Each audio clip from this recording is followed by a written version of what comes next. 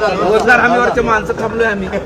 नाही पण एक मिनिट, मी माझ्या कामाच्या करता गेलेलो होतो. ह्याच्यामध्ये काय थांबायचं, काही सांगण्यासारखं सध्या काल पालकमंत्री पदावरून एक मिनिट, मला त्याबद्दल जे काही बोलायचं होतं ते मी भाषणामध्ये बोललेलो आहे. त्याच्यावर आणि दुसरी गोष्ट, पालकमंत्र्यांच्या संदर्भातला सर्वस्वी अधिकार हा मुख्यमंत्र्यांचा असतो. मुख्यमंत्र्यांनी कुणाला पालकमंत्री द्यावं, कुणाचं पालकमंत्री स्टे करावं हा त्यांचा अधिकार आहे. आज ते डावोसला गेलेले आहेत.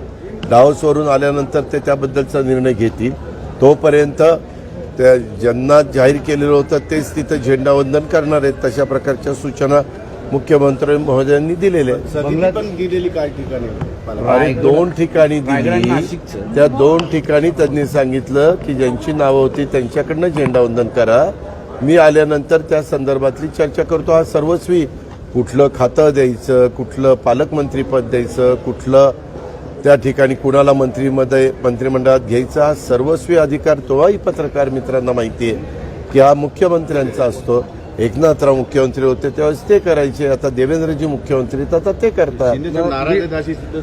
कोण नवा उदय होणार आहे महाराष्ट्रात असं वडेट्टीवार आणि राऊत म्हणतायत. कसं उदय सामंत हे आता पक्ष फुटू शकतो थेट त्याचा अर्थ. याला काही अर्थ नाही. याला हे तथ्यहीन बातम्या आहेत. उगीच कारण नसताना अशा प्रकारच्या बातम्या पसरून देणं बरोबर नाही. आता मधी पण मी त्या दिवशी बारामतीमध्ये होतो. एक हे लावून टाकन तर त्यामध्ये काहीतरी सैफच्या घरावर हल्ला झाला होता. एवढ्या बातम्या, मुंबईची कायदा सुव्यवस्था ढासळली, अमकं नाही तमकं नाही फलानं नाही. नंतर पकडल्यानंतर कळलं की तो बांगलादेशमधनं आपल्या कलकत्त्याला आला होता. कलकत्त्यावरून मुंबईला आला होता. मुंबईला हाऊसकीपिंगचं काम काही दिवस केलं. त्याच्या काल का परवा पोलिसांनी प्रेस घेऊन ते सगळं सांगितलं.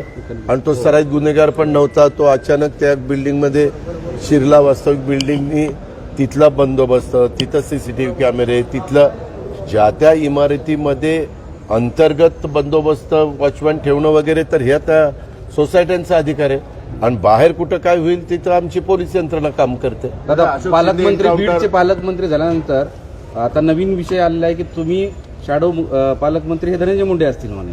आणि त्यामुळे आपण अजित पवारला किती वर्ष ओळखता? खूप वर्ष.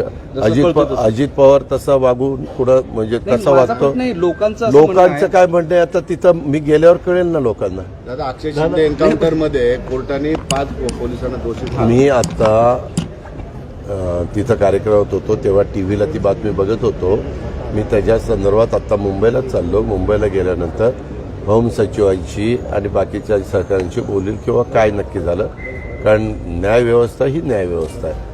त्यांनी चौकशी केली, त्यांनी काय केलं तर त्याच्याबद्दल त्यांना जे काही अंतिम चित्र दिसतं ते त्यांचं स्पष्ट करतील. मला त्याबद्दल टीव्हीचंच चॅनलवर पाहिलेलं आहे.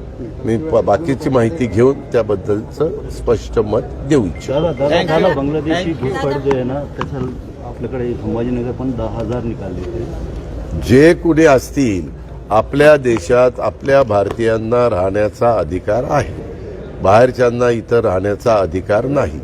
त्याला आपल्या संविधानामध्ये, कायद्यामध्ये, नियमामध्ये स्पष्टता दिलेली आहे. त्या पद्धतीनं सगळ्यांनी वागलं पाहिजे आणि कायदा सुव्यवस्थेची परिस्थिती हाताळली.